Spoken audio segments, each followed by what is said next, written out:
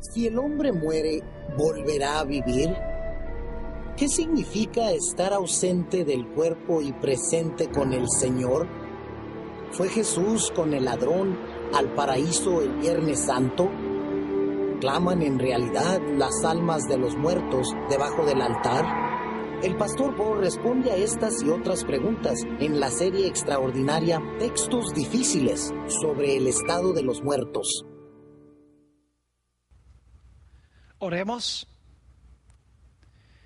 Es con humildad y sintiendo nuestra necesidad, Padre Celestial, que venimos delante de tu trono en este día para implorar la presencia de tu Espíritu Santo. Te rogamos, Señor, que nos des claridad de pensamiento para que podamos comprender tu voluntad, que podamos pensar no nuestros pensamientos, sino los tuyos. Te damos gracias por escuchar nuestra oración y por responderla, porque te lo pedimos en el precioso nombre de tu Hijo, Cristo Jesús. Amén. En el día de hoy vamos a estudiar dos palabras que encontramos en el Antiguo y el Nuevo Testamento. En efecto, una en el Antiguo y la otra en el Nuevo. Antes de decirles cuáles son esas dos palabras, sin embargo, quiero decir que las palabras que hemos estudiado durante los últimos temas, como por ejemplo espíritu, alma, son palabras que eran muy comunes en el mundo griego en que se escribió el Nuevo Testamento. No solamente eso, sino que la palabra Hades, que es una de las palabras que vamos a estudiar en el tema de hoy, se usaba muy comúnmente también en el mundo griego. Es decir, que estas palabras que hemos estudiado y que estamos a punto de estudiar, se usaban mucho por parte de los filósofos griegos, como por ejemplo Sócrates y Platón. Lo interesante es que estas mismas palabras se usan también en el Nuevo Testamento. Como ya estudiamos, la palabra espíritu se emplea en el Nuevo Testamento. La palabra alma también se emplea allí. Y como encontraremos, se usa también la palabra Hades. Ahora, el punto clave que necesitamos determinar es si debemos nosotros buscar el significado de estas palabras de acuerdo a cómo se usaban por los filósofos en el mundo griego, o si estas palabras, aunque son las mismas que se usaban en el mundo griego, tienen una connotación diferente en la Sagrada Escritura. Es decir, debemos nosotros buscar el significado de estas palabras como se usaban en el mundo griego, o debemos buscar el significado de estas palabras como se usan en el contexto o en el marco bíblico. Vamos a estudiar, como les mencioné, para ilustrar este punto, de que aunque el Nuevo Testamento usa las mismas palabras que se usaban en el mundo griego, llevan una connotación bíblica distinta. Analizaremos dos palabras, una en el Antiguo Testamento, que es la palabra Seol, y luego una palabra en el Nuevo Testamento que equivale a Seol en el idioma griego, y esa palabra es Hades. Ahora, permítanme en primer lugar decirles algunas cosas en cuanto a la palabra Seol. Esta palabra se usa en la versión Reina Valera muchas veces. Y cada vez que se usa la palabra Seol en la versión Reina Valera del 60, que es la que estamos usando en este seminario, la palabra no se traduce, sino que se translitera. Es decir, que no se da ninguna traducción de la palabra, sino que sencillamente se pone la palabra como aparece en hebreo. En todas las veces, que son como 65 veces que aparece en el Antiguo Testamento la palabra Seol, no se traduce, sino que sencillamente se pone en la versión Reina Valera Seol. Permítanme mencionarles algo sobre cómo se usa esta palabra o cómo se traduce esta palabra en la versión del King James, que es la versión que se usa mayormente en el mundo de habla inglesa. Esta palabra se traduce en la versión del King James sepulcro unas 30 veces. Se traduce infierno 31 veces. Y se traduce hoyo entre 3 y 5 veces. Es decir, que la palabra en la versión del King James en inglés tiene 3 diferentes traducciones. En algunas partes aparece sepulcro, en algunas partes aparece infierno y aún en otros textos aparece la traducción hoyo. Sin embargo, cuando examinamos cuidadosamente el uso de esta palabra Seol en el Antiguo Testamento, podríamos fácilmente concluir de que la versión King James en inglés podría haber traducido prácticamente todas las referencias al Seol con la palabra sepulcro. No era necesario traducir hoyo, no era necesario traducir infierno. Prácticamente en todos los versículos a donde aparece la palabra Seol se podría haber traducido muy bien con la palabra sepulcro. En efecto, vamos a notar en nuestro estudio que la palabra Seol tiene que ver o va vinculada estrechamente con la palabra muerte en el Antiguo Testamento. Vez tras vez aparece la palabra Seol vinculada con la palabra muerte. Además de eso, la palabra Seol vamos a encontrar que tiene que ver con un lugar subterráneo. Es más, hay un texto del Antiguo Testamento que dice que hay que excavar para llegar al lugar a donde se encuentra el Seol. Es decir, se vincula con la muerte y hay que excavar para llegar allí porque es un lugar subterráneo. Quiero examinar algunos de los versículos a donde se traduce la palabra Seol en la versión del King James con la palabra hispana sepulcro. Y la razón por la cual estoy usando el King James es porque el King James tiene diferentes traducciones de esta palabra. Mientras que, como les mencioné, la versión Reina Valera del 60, que es la que estamos usando, ni siquiera traduce la palabra. Sencillamente la translitera. Lo cual significa que nosotros tenemos que determinar cuál es el significado de la palabra porque la palabra no es traducida. Pero en la versión del King James se traduce y vamos a examinar algunos de esos versículos a donde se traduce la palabra Seol con el español sepulcro o tumba. Vamos a comenzar en 1 de Samuel, el capítulo 2 y el versículo 6. 1 de Samuel, el capítulo 2 y el versículo 6. Y quiero que noten aquí el paralelismo sinónimo. Hemos hablado de que la poesía hebrea se basa en el principio del paralelismo. Lo que se dice en la primera línea se repite en diferentes palabras en la segunda línea. Ahora fíjense este paralelismo sinónimo. Dice, Jehová mata y él da vida. Fíjense los opuestos. Jehová mata y él da vida. Y luego explica en la segunda línea qué significa eso. Jehová mata y él da vida. Explica, dice, él hace descender al Seol, que es lo que va paralelo con la expresión Jehová mata, y luego dice, y hace subir, que es sinónimo al hecho de que Dios da vida. Es decir, el Seol y la muerte son lo contrario de ascender y de recibir vida. Notemos lo que dice en el Salmo 49 y los versículos 14 y 15.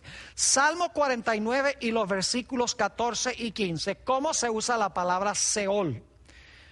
Dice, como a rebaños que son conducidos al Seol, la muerte los pastoreará. Fíjense nuevamente que la palabra Seol va vinculada con muerte.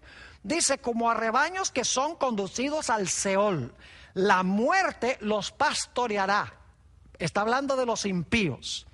Y los rectos se enseñorearán de ellos por la mañana. Los rectos o los justos se van a enseñorear de los impíos. Y luego dice, se consumirá su buen parecer, el de los impíos. Y el Seol será su morada. Pero Dios, ahora escuchen, pero Dios redimirá mi vida, es la palabra nefesh, que también se traduce alma en el Antiguo Testamento, dice, pero Dios redimirá mi vida del poder del Seol, porque Él me tomará consigo. Fíjense que Dios redime la vida del poder del Seol. El Seol es el sepulcro. Y aquí el salmista dice, Dios va a redimir mi vida del poder del Seol o del poder del sepulcro.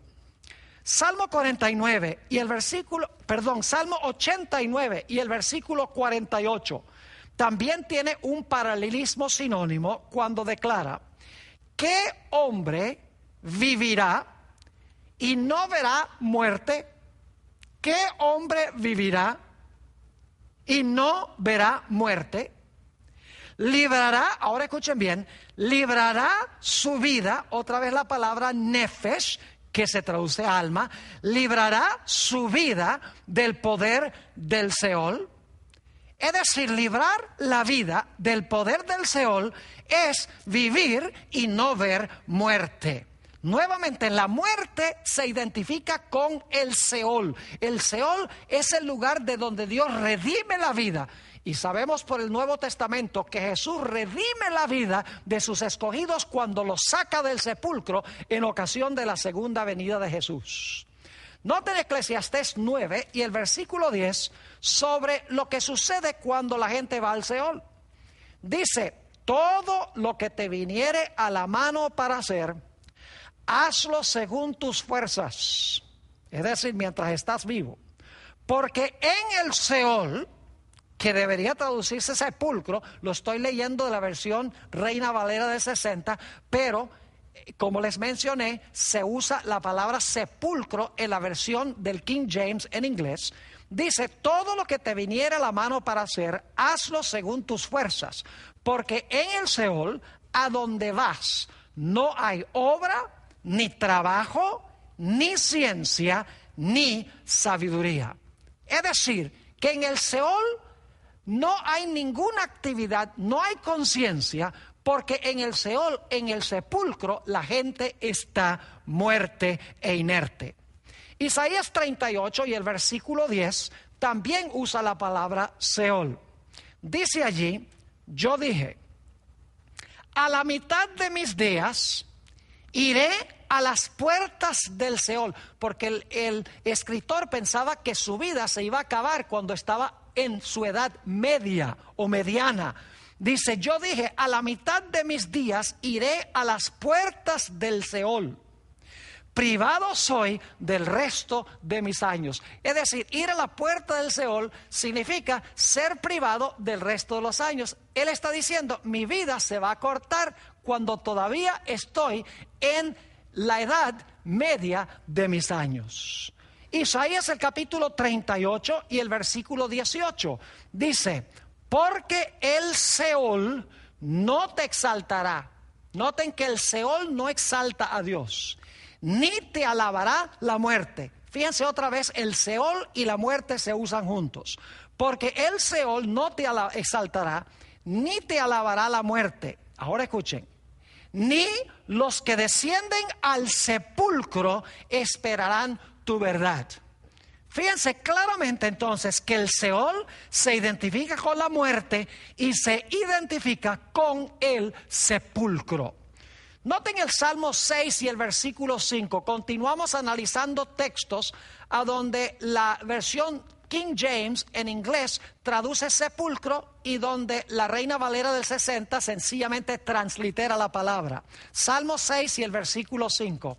Fíjense que en Seol nadie piensa de Dios, nadie tiene memoria de Dios, nadie alaba a Dios. Dice en el Salmo 6 y el versículo 5: porque en la muerte no hay memoria de ti.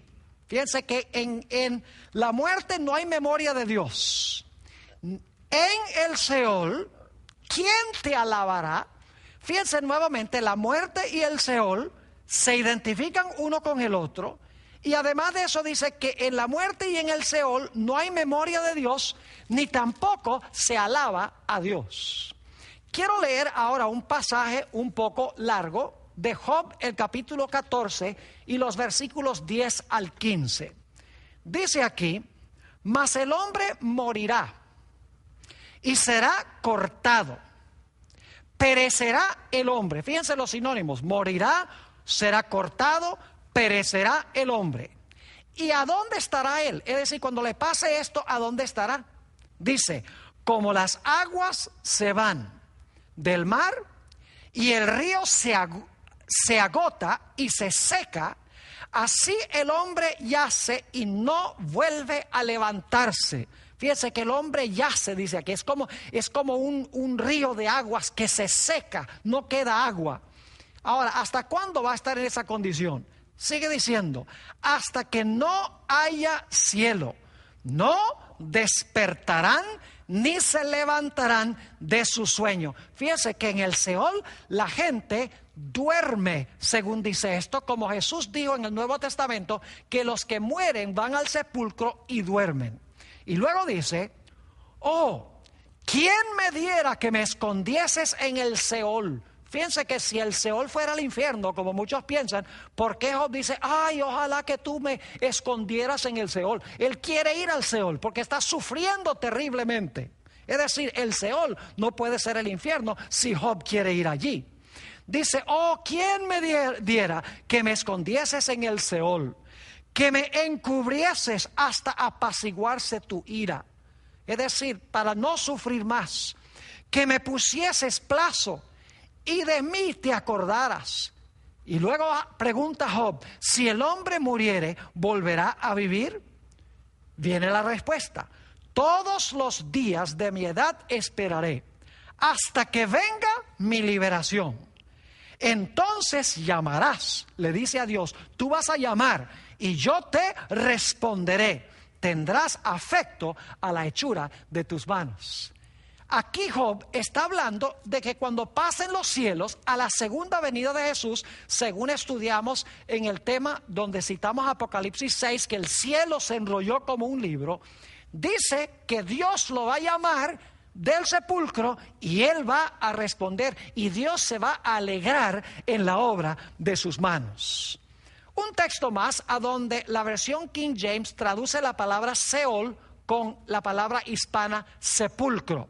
Job 7 y el versículo 9 y el versículo 10. Dice, como la nube se desvanece y se va. Fíjense la metáfora que se está usando.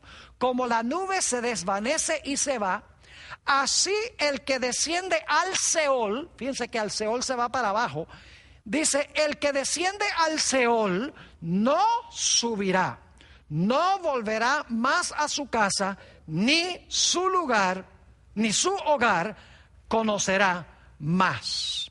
Ahora vamos a examinar algunos textos a donde la versión King James traduce la palabra Seol no con la palabra sepulcro, sino con la palabra infierno. Y ustedes se van a dar cuenta que en cada uno de estos casos, la versión King James podría haber traducido sepulcro, como en todas las otras referencias que hemos estudiado.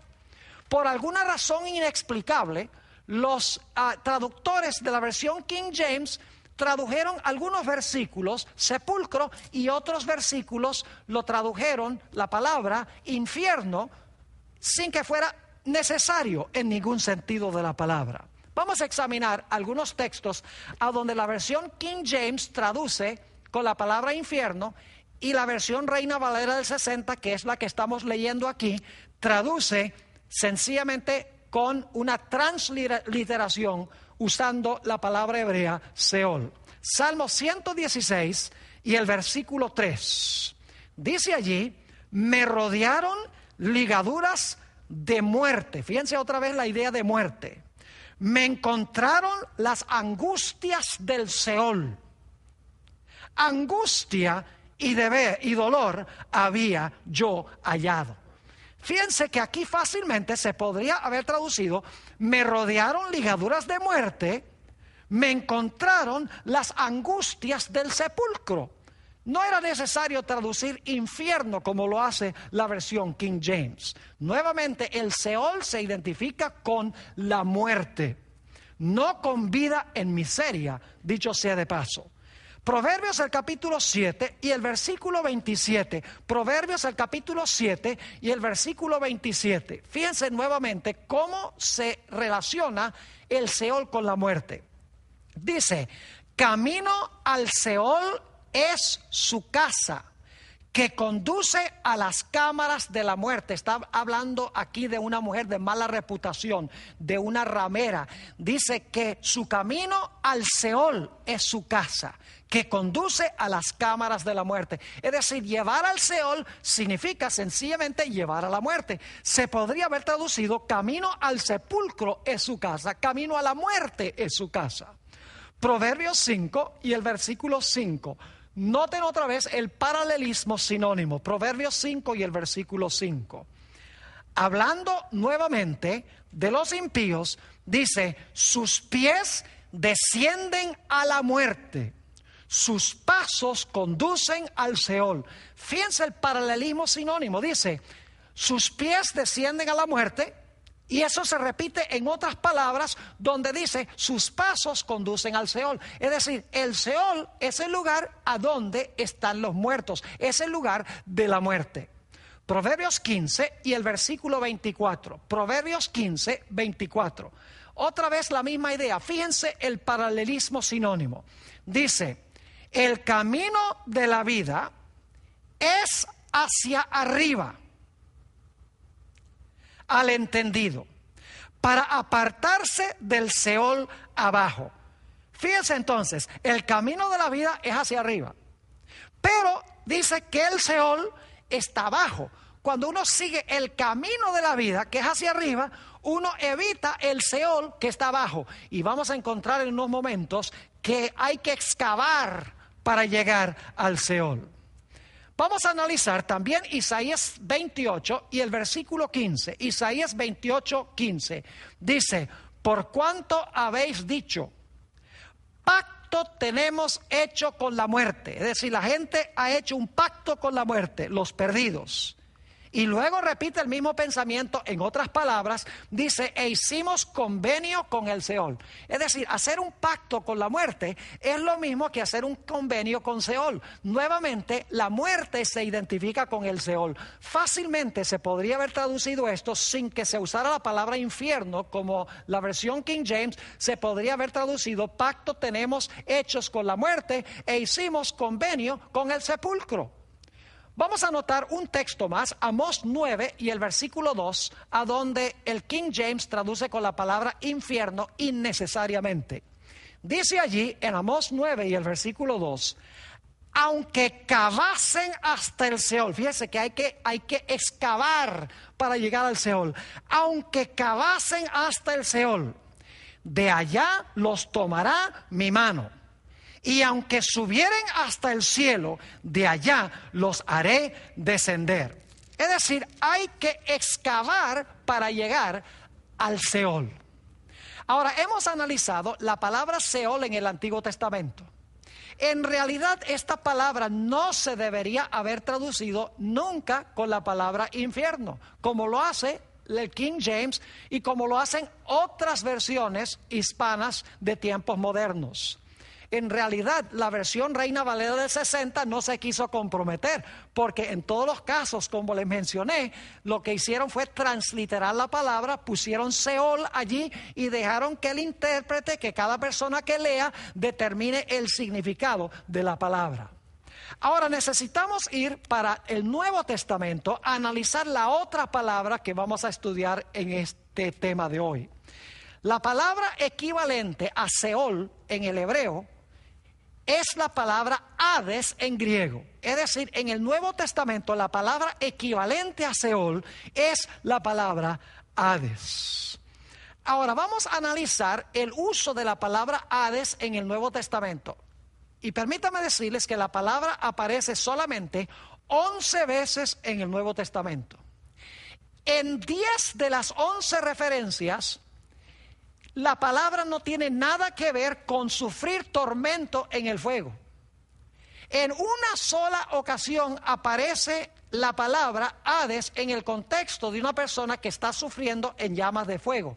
Y eso es en la historia del rico y Lázaro, la parábola del rico y Lázaro, que ya trazamos un tema completo y mostramos que Jesús no creía esa historia, sino que estaba usando el concepto equivocado que tenían los judíos de su época, el concepto griego de los filósofos griegos que habían asimilado, que no era bíblico. Jesús estaba usando su marco de pensar para enseñarles una gran lección. Es decir, Jesús en esa historia estaba usando la palabra Hades en la forma como los judíos de su época habían entendido mal el significado de la palabra como se usa en la Sagrada Escritura. Ahora, quiero mencionarles que la palabra Hades en la versión King James en inglés se traduce 10 veces con la palabra infierno. Es decir, que en el King James, en 10 de las 11 veces se traduce con la palabra infierno. En una sola ocasión, la versión del King James traduce a la palabra Hades con la palabra en español sepulcro. Es decir, esa sola vez indica de que la palabra Hades tiene alguna relación con el sepulcro. En la versión nueva del King James, encontramos que hacen lo mismo que hizo la versión Reina Valera del 60 con la palabra Seol. Y es que sencillamente la versión nueva de King James translitera la palabra Hades. Es decir, no traduce ni infierno ni traduce sepulcro. Sencillamente cada vez que aparece en las 11 ocasiones en el Nuevo Testamento, sencillamente la nueva versión King James translitera la palabra y pone Hades. La versión Reina Valera del 60, que es la que estamos usando aquí, translitera la palabra Hades 10 veces, es decir, no la traduce en 10 ocasiones. Solo en una ocasión traduce la palabra la versión Reina Valera, y es en 1 Corintios 15:55, a donde el apóstol Pablo dice: oh sepulcro, ¿dónde está tu victoria? Allí, tanto el King James como la versión Reina Valera del 60 traducen la palabra Hades con la palabra en español sepulcro. El panorama se complica aún más cuando miramos la nueva versión internacional en español. Esta versión tiene una multiplicidad de traducciones de la palabra Hades. Por ejemplo, 3 veces, 3 de las 11, la nueva versión internacional en español, que se usa mucho, especialmente por las iglesias evangélicas, las iglesias protestantes, 3 veces se traduce la palabra Hades sepulcro. Y vamos a analizar en unos momentos cada una de estas referencias.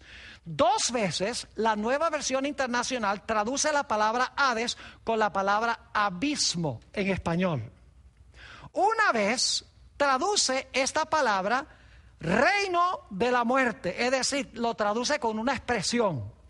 Y 5 de las 11 veces la nueva versión internacional en español traduce esta palabra con la palabra hispana infierno. Ahora, lo primero que quiero que nosotros notemos al analizar el uso de la palabra Hades en el Nuevo Testamento es que la palabra Hades es exactamente equivalente a la palabra Seol en el Antiguo Testamento. Es decir, para determinar qué significa Hades, no debemos ir a lo que pensaba Filón de Alejandría. No es necesario ir a ver cómo entendió el Hades Platón o cómo entendió el Hades Sócrates en el mundo griego. Lo que tenemos que hacer es buscar la palabra equivalente de Hades en el Antiguo Testamento. Es decir, el significado de Hades en el Nuevo Testamento no viene de los filósofos griegos, sino que viene del uso que se hizo la palabra en el Antiguo Testamento hebreo. Es decir, el trasfondo de la palabra en el Nuevo Testamento no es la filosofía griega, sino es su uso en el Antiguo Testamento. Así que vamos a notar cuál es la palabra equivalente a Hades en el Nuevo Testamento. Saben ustedes, hay 2 textos que comprueban que la palabra Hades en el Nuevo Testamento, en griego, es exactamente equivalente a la palabra Seol que analizamos del Antiguo Testamento, que se debe traducir sepulcro o tumba. Y ustedes dicen, ¿cómo sabemos que las dos palabras son equivalentes en diferentes idiomas? Bueno, vamos a Oseas, el capítulo 13 y el versículo 14. Oseas, el capítulo 13 y el versículo 14. Es un versículo que el apóstol Pablo más adelante parafrasea, es decir, no lo cita exactamente así, pero da un paráfrasis. Dice en Oseas 13, 14, de la mano del Seol los redimiré. Una traducción correcta sería, de la mano del sepulcro los redimiré. Y luego explica qué quiere decir eso. Los libraré de la muerte. Y luego entonces note lo que dice: oh muerte, yo seré tu muerte y seré tu destrucción, oh Seol. Note nuevamente, muerte y Seol están conectados y Dios dice: oh muerte, yo seré tu muerte y seré tu destrucción, oh Seol. El apóstol Pablo en 1 Corintios 15, 54 y 55 hace referencia a este texto de Oseas. Pero en vez de usar la palabra Seol, usa la palabra Hades, sepulcro. Y como les mencioné, la nueva versión internacional y la versión Reina Valera del 60 y la versión King James, todos traducen la palabra Hades con la palabra hispana sepulcro cuando aparece en 1 Corintios 15, 55. Fíjense lo que dice el apóstol Pablo. Y cuando esto corruptible se haya vestido de incorrupción, y esto mortal se haya vestido de inmortalidad, entonces se cumplirá la palabra que está escrita: sorbida es la muerte en victoria. ¿Dónde está, oh muerte, tu aguijón? ¿Dónde, oh sepulcro, tu victoria? Fíjense que el apóstol Pablo está haciendo referencia al lenguaje de Oseas 13, 14. Y en Oseas se usa la palabra Seol, que Dios va a ganar la victoria sobre el Seol. Aquí el apóstol Pablo dice: oh sepulcro, ¿dónde está tu victoria? La palabra sepulcro aquí es Hades. Es decir, comparando Oseas 13:14 con 1 Corintios 15:55, nos damos cuenta que el trasfondo de Hades se encuentra en la palabra hebrea Seol, que se usa en el Antiguo Testamento, que ya vimos en el Antiguo Testamento que no significa infierno, sino que significa sepulcro.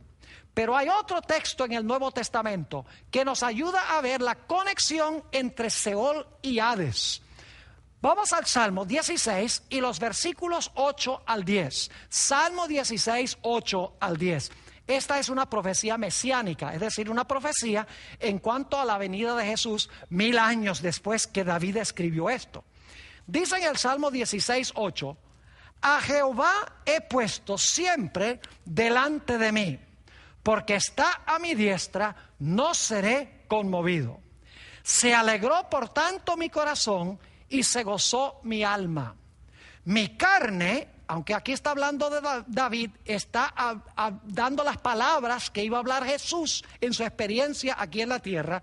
Dice: mi carne también reposará confiadamente. Es decir, Jesús está diciendo 1000 años antes en esta profecía: mi carne reposará confiadamente. ¿Y por qué razón? Dice: porque no dejarás mi alma en el Seol. Esa palabra alma es la palabra nefesh. En realidad, una mejor traducción, como hemos visto, sería: no dejarás mi vida en el Seol o en el sepulcro, ni permitirás que tu santo vea corrupción. Noten el paralelismo aquí. No dejarás mi alma en el Seol, ni permitirás que tu santo vea corrupción.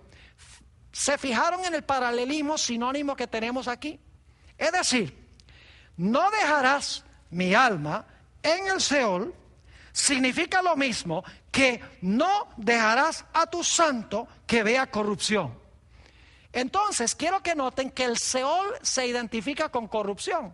¿Y qué es ¿A dónde es que una persona se corrompe? Se corrompe en el sepulcro, en la tumba, cuando se empieza a descomponer el cuerpo después de la muerte.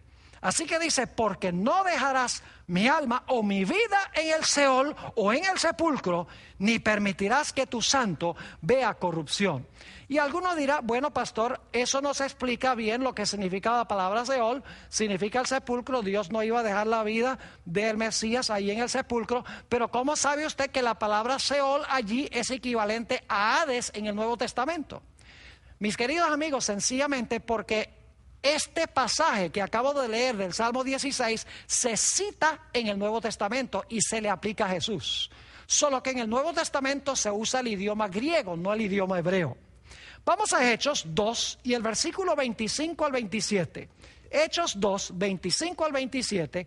Y aquí nos dice sobre quién habló David cuando escribió en el Salmo 16. Dice, porque David dice de él, veía al Señor siempre delante de mí, porque está a mi diestra, no seré conmovido. Por lo cual mi corazón se alegró y se gozó mi lengua, y aún mi carne descansará en esperanza. Porque no dejarás mi alma. Fíjese que aquí se pone la palabra alma, en realidad significa no dejarás mi vida. Ya estudiamos el significado de la palabra nefesh en el Antiguo Testamento y la palabra psuje en el Nuevo Testamento. Vimos que significa vida o significa persona, ser viviente. Así que aquí dice, no dejarás mi alma o mi vida en el Hades. ¿Cuál era la palabra en el Antiguo Testamento? En el Salmo 16 era Seol, pero aquí se usa la palabra Hades, es decir, Hades es equivalente al Seol. Dice, porque no dejarás mi alma o mi vida en el Hades, ni permitirás que tu santo vea corrupción. ¿A qué se estaba refiriendo el apóstol Pedro cuando citó estas palabras? Hechos 2 y el versículo 30 y 31 nos explica qué quiere decir el hecho de que Dios no iba a dejar la vida del Mesías en el Hades, ni iba a permitir que su santo viera corrupción. ¿Qué significa eso? Que no iba a dejar su vida en el Hades. ¿De dónde llamó Dios el Padre a su Hijo en la mañana de la resurrección? Lo llamó del sepulcro a donde estaba sepultado. Note lo que dice Hechos, el capítulo 2 y el versículo 30 y 31. Aquí explica Pedro lo que quiso decir. Pero siendo profeta, David, y sabiendo que con juramento Dios le había jurado que de su descendencia, en cuanto a la carne, levantaría al Cristo para que se sentase en su trono, viéndolo antes, habló de la resurrección de Cristo, que su alma o su vida no fue dejada en el Hades o en el Seol, como vimos, ni su carne vio corrupción. Claramente, la palabra Hades en el Nuevo Testamento hay que entenderla a la luz del significado de Seol. Y ya vimos que Seol significa sepulcro, no infierno, no un lugar a donde la gente se quema. No debemos dejar que la filosofía griega dicte el significado de palabras en el Nuevo Testamento. Debemos dejar que la Biblia explique sus propios términos. Ahora, notemos algunos otros textos donde se usa la palabra Hades en el Nuevo Testamento. Vamos a Apocalipsis, el capítulo 6 y el versículo 8. Apocalipsis 6, 8. Está hablando aquí del cuarto caballo apocalíptico, un caballo amarillo. Dice, miré. Y he aquí un caballo amarillo. Dicho sea de paso, el amarillo es el color de la muerte. Y dice, y el que lo montaba tenía por nombre, ¿qué cosa? Muerte. Y el Hades le seguía. Yo pregunto, después que una persona muere, ¿a dónde va? Ustedes saben bien que cuando una persona muere, lo meten en un ataúd y va al sepulcro o va a la tumba. Por eso dice aquí que su nombre era la muerte y el Hades le seguía. Y dice, y le fue dada potestad sobre la cuarta parte de la tierra para matar, fíjense que tiene que ver con muerte el Hades, para matar con espada, con hambre, con mortandad y con las fieras de la tierra. Nuevamente, El Hades se relaciona con la muerte como el Seol se identificaba con la muerte. Y dice claramente aquí que después de la muerte viene el Hades. Después de la muerte la gente va al sepulcro. Noten Mateo 16 y el versículo 18, a donde se usa también la palabra Hades. Aquí Jesús está hablando de que las puertas del Hades no iban a prevalecer contra su iglesia. Dice allí en Mateo 16, 18, y yo también te digo que tú eres Pedro, y sobre esta roca, está hablando de sí mismo, sobre esta roca edificaré mi iglesia. Jesús está diciendo, sobre mí yo voy a edificar mi iglesia, y las puertas del Hades no prevalecerán contra ella. Yo pregunto, ¿por qué razón es que las puertas del Hades o las puertas del sepulcro no iban a prevalecer contra la iglesia? Si ustedes siguen leyendo en Mateo 16, 21, solo unos pocos versículos después de este, dice allí que Jesús iba a Jerusalén, iba a morir e iba a resucitar el tercer día. Es decir, la razón por la cual las puertas de la muerte, y muchas versiones traducen las puertas del infierno, pero en realidad se puede traducir las puertas del sepulcro, no iban a prevalecer contra la iglesia. ¿Por qué razón? Porque el Señor Jesucristo murió y resucitó. Y aunque los miembros de su iglesia mueran, los que son muertos en Cristo van a ser resucitados por Cristo Jesús. Por eso es que las puertas de la muerte y el sepulcro no iban a prevalecer contra la iglesia. Noten también Lucas 10 y el versículo 15, otro uso de la palabra Hades. Está hablando Jesús de algunas ciudades de los hebreos que lo rechazaron cuando él predicó el evangelio en su primera venida.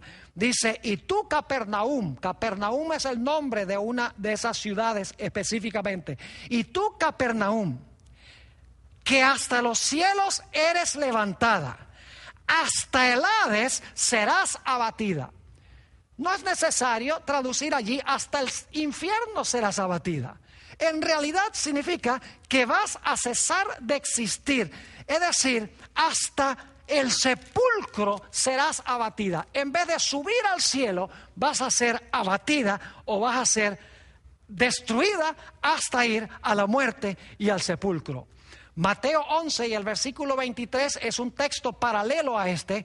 Dice, y tú Capernaum, que eres levantada hasta el cielo, es decir, que tú te enorgulleces hasta el cielo, hasta el Hades serás abatida. Se podría traducir fácilmente, hasta el sepulcro serás abatida, porque la palabra Hades en el Nuevo Testamento debe traducirse a la luz de la palabra Seol en el Antiguo Testamento. Dice, y tú Capernaum, que eres levantada hasta el cielo, hasta el Hades serás abatida. Porque si en Sodoma se hubieran hecho los milagros que han sido hechos en ti, habría permanecido hasta el día de hoy. Ahora quiero que notemos dos características en cuanto al sepulcro. El Salmo 115 y el versículo 17 nos da una de esas características. Dice, no alabarán los muertos a Yah, es decir, a Jehová, ni cuantos descienden al silencio. Fíjense lo que los muertos no van a sufrir al infierno, sino que dice que los muertos descienden al silencio. Es decir, el Seol es un lugar de silencio. Noten Job 17, 13 y 14, la segunda característica en cuanto a la muerte. Dice Job, si yo espero, el Seol es mi casa. Haré mi cama en las tinieblas. Oh, el sepulcro también es un lugar de tinieblas. Dice, a la corrupción he dicho, mi padre eres tú, a los gusanos, mi madre y mi hermana. Fíjense todas las descripciones que tenemos en este versículo. El Seol es un lugar de tinieblas, es un lugar de corrupción, es un lugar de gusanos. No necesitamos usar la imaginación para saber que esto está hablando no del infierno, sino que está hablando del sepulcro. Dos características, el silencio y las tinieblas. ¿Saben ustedes que no hay un lugar más silencioso y más oscuro que estar 6 pies debajo de la tierra? La Biblia dice que los muertos no saben nada, descienden al silencio, descienden a la oscuridad. Y muchos dicen, ay, Pastor Bor, pero eso es tan lóbrego. ¿No será que hay alguna esperanza? Claro que sí hay esperanza. Ahora escuchen lo que les voy a decir. Quiero que se imaginen que Satanás es un carcelero. El sepulcro es la cárcel. Satanás es el carcelero, el sepulcro es la cárcel. Los muertos son los prisioneros y el carcelero es Satanás. Y Satanás está dentro de la cárcel y tiene las llaves y tiene a todos los prisioneros muertos ahí encerrados. Y desafía a Jesús y le dice a Jesús: te reto, te desafío a que tú entres acá a quitarme las llaves. Pues la Biblia dice que el Señor Jesucristo murió, entró allá a la prisión de la muerte, le quitó las llaves a Satanás, abrió la puerta desde adentro, salió en la mañana de la resurrección y dijo: yo soy la resurrección y la vida, porque yo vivo, vosotros también viviréis. Ahora, esta ilustración no la inventé yo. En realidad, esta ilustración la encontramos en la Sagrada Escritura. Apocalipsis 1 y el versículo 17 y 18. Apocalipsis 1, 17 y 18, a donde aparece nuevamente la palabra Hades. Dice Juan: cuando vio a Jesús, caí como muerto a sus pies, y él puso su diestra sobre mí diciéndome: no temas, yo soy el primero y el último, y el que vivo, y estuve muerto, fíjense, vivo y estuve muerto, mas he aquí que vivo por los siglos de los siglos, amén. Y luego fíjense lo que dice: y tengo las llaves de la muerte y del Hades. Jesús tiene las llaves de la muerte y del sepulcro, según dice esto. Por eso es que la Biblia dice que Jesús es el primogénito de entre los muertos. Fíjense, Apocalipsis 1 y el versículo 4 y 5, dice Juan a las 7 iglesias que están en Asia: gracia y paz a vosotros, del que es y que era y que ha de venir, y de los 7 espíritus que están delante de su trono, y de Jesucristo, el testigo fiel, el primogénito de los muertos. Fíjense que a Jesús se le llama el primogénito de los muertos.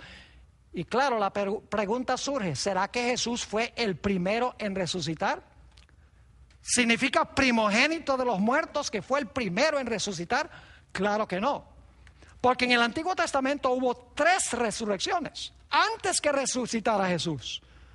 Tenemos el caso de Moisés, no voy a entrar a hablar de eso ahora. Tenemos el hijo de la viuda de Sarepta. Y tenemos ese caso extraño donde un cadáver fue echado al hoyo a donde se encontraban los huesos del profeta Eliseo, y dice que ese cadáver revivió cuando tocó los huesos de Eliseo.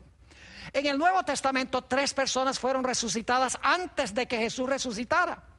Por ejemplo, tenemos el caso del hijo de la viuda de Naín. Tenemos la hija de Jairo. Y tenemos al amigo personal de Jesús, Lázaro, que resucitó antes que el Señor Jesucristo resucitara. Es decir, primogénito de los muertos no significa que fue el primero en resucitar, sino que significa que su resurrección es preeminente y significativa, porque Él resucitó. Todos esos otros pudieron resucitar, y por eso podrá resucitar a los que están muertos en Él cuando Él regrese. Mis queridos amigos, la esperanza del cristiano no se encuentra en ir al cielo en el momento de la muerte. La esperanza uniforme en el Nuevo Testamento es que cuando Cristo venga en poder y gloria, va a resucitar a los que murieron en Él.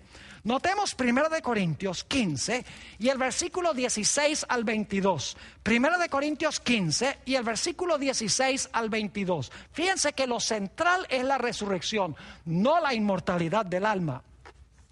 Dice: porque si los muertos no resucitan, tampoco Cristo resucitó.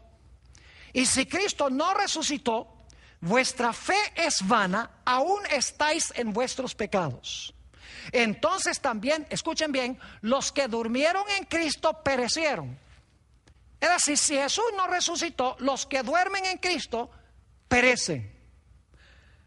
Ahora sigue diciendo: si en esta vida solamente esperamos en Cristo, somos los más dignos de conmiseración de todos los hombres. Mas ahora Cristo ha resucitado de los muertos, primicias de los que durmieron es hecho.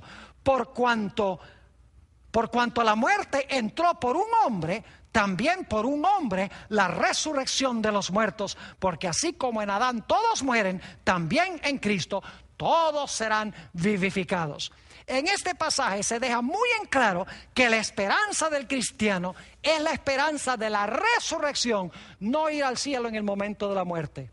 Fíjense que muchas personas, cuando se está predicando en un funeral, aún los ministros dicen: ay, nuestra querida hermana Juana está ahora disfrutando con Jesús en el cielo. Escúcheme bien entonces, en vez de llorar, en vez de lamentarnos, en vez de derramar lágrimas, lo que deberíamos hacer en un funeral es tener una fiesta. Porque imagínense, si la hermana Juana está disfrutando con Jesús en el cielo, qué gran gozo debe causar eso.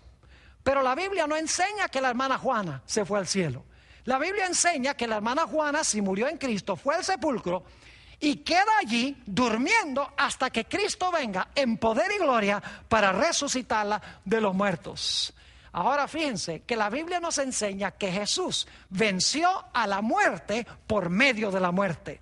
Hebreos el capítulo 2 y el versículo 14 y 15 dice: así que por cuanto los hijos participaron de carne y sangre, esos somos nosotros, Él también, Jesús también participó de lo mismo, para destruir, ahora escuchen, para destruir por medio de la muerte al que tenía el imperio de la muerte, esto es el diablo, y librar a todos los que por el temor de la muerte estaban durante toda la vida sujetos a servidumbre.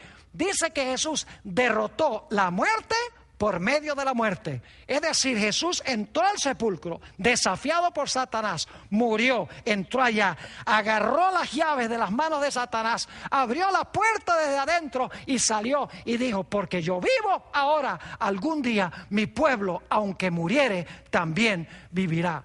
Y es interesante que el antídoto de la muerte es la muerte de Cristo Jesús. Yo no sé si ustedes sabían, pero la forma como se hace un antídoto en contra del veneno de una serpiente es usando el mismo veneno de la serpiente. Es decir, Satanás trajo la muerte y Jesús, por medio de su muerte, venció la muerte que había sido introducida por Satanás, la serpiente antigua. Ahora quiero que notemos las últimas dos referencias a la palabra Hades en el Nuevo Testamento. Estos dos usos de la palabra Hades tienen que ver ya con el final de la historia después de los 1000 años. Apocalipsis 20 y el versículo 13 al 15. Esto es después del milenio. Y el mar entregó los muertos que había en él. Y la muerte y el Hades, fíjense otra vez, muerte y Hades juntos, la muerte y el Hades entregaron los muertos que había en ellos. Fíjense que en el Hades no hay gente viva. Aquí dice que la muerte y el Hades entregaron a los muertos que estaban en ellos. Es decir, en el Hades están los muertos, porque es el sepulcro. Dice: y el mar entregó los muertos que había en él. Y la muerte y el Hades, o el sepulcro, entregaron los muertos que había en ellos. Y fueron juzgados cada uno según sus obras. Y la muerte y el Hades, o la muerte y el sepulcro, fueron lanzados en el lago de fuego. Ahora, el Hades no puede ser un lago de fuego a donde va la gente a quemarse cuando se muere, porque en ese caso, cuando dice que el Hades es echado en el lago de fuego, sería como decir que el lago de fuego es echado al lago de fuego, o el infierno es echado al infierno. Tiene mucho más sentido decir que la muerte y el sepulcro fueron lanzados al lago de fuego. Y luego dice: esta es la muerte segunda. Cuando la gente es lanzada allí, cuando la muerte y el infierno son lanzados allí al fuego, dice que esta es la muerte final, la muerte segunda. Y dice: y el que no se halló escrito en el libro de la vida fue lanzado al lago de fuego. Ahora quiero leer dos textos para terminar. 1 Corintios 15, 26. A veces hago la pregunta: ¿cuál va a ser el último enemigo que va a ser destruido? Y las personas que conocen bien la Biblia, pues generalmente dan la respuesta correcta. Pero las personas que no reflexionan mucho o posiblemente no han leído mucho la Biblia, siempre contestan, oh, el último enemigo que va a ser destruido es el diablo. Pero la Biblia no dice eso. Saben que hay algo que va a ser destruido inmediatamente que termine de ser destruido Satanás. Note lo que dice en 1 Corintios, el capítulo 15 y el versículo 26. Dice, y el postrer enemigo, la palabra postrer significa último. Es decir, el último enemigo que será destruido es la muerte. Así que cuando el diablo sea destruido, consumido, y como dice en Ezequiel 28, para siempre dejará de ser, será reducido a cenizas con los impíos y con sus ángeles malignos. La Biblia nos dice que ya no habrá más muerte, porque esa será la última muerte de la historia. El postrer enemigo en ser destruido será la muerte. Y entonces la Biblia nos describe cómo será ese mundo glorioso a donde vivirán los redimidos que recibieron a Jesús como su Salvador personal. Apocalipsis, el capítulo 21 y el versículo 1 hasta el vamos a leer solamente el versículo 4 por la premura del tiempo. Apocalipsis 21 y el versículo 4. Dice, enjugará Dios toda lágrima de los ojos de ellos. Y ya no habrá más muerte. Fíjense, ya no habrá más muerte. Cuando haga cielos nuevos y tierra nueva, Dios limpia las lágrimas. No habrá más muerte, ni habrá más llanto, ni clamor, ni dolor. Porque las primeras cosas, dice aquí, pasaron. Saben que en el monte de la transfiguración, el Señor Jesucristo dio una ilustración de cómo será su reino. Dice la Biblia en Mateo 17 que Jesús fue transfigurado, es decir, se vio como se verá cuando venga en poder y gloria. Y dice que estaban con él hablando Moisés y Elías. Moisés, dice la Biblia, murió, fue resucitado por Dios y llevado al cielo. Elías, por el otro lado, fue llevado al cielo de entre los vivos. Tenemos dos grupos representados en esos dos hombres. En primer lugar, los que mueren en Cristo y son resucitados cuando Jesús venga en gloria. Y Elías representa a los que serán trasladados al cielo de entre los vivos. En el monte de la transfiguración se vio un reino de Cristo en miniatura. Y el que da la esperanza a los que están vivos y a los que están muertos cuando Jesús venga es Cristo Jesús, quien viene en poder y gloria, toca la trompeta y llama a sus hijos del Hades, del Seol, los llama del sepulcro y dice, despertaos, despertaos los que dormís en el polvo de la tierra. Oh, mi querido amigo, ojalá que tú hayas aceptado a Jesús como tu Salvador, para que estés en Cristo y si llegases a morir, puedas resucitar cuando Jesús venga.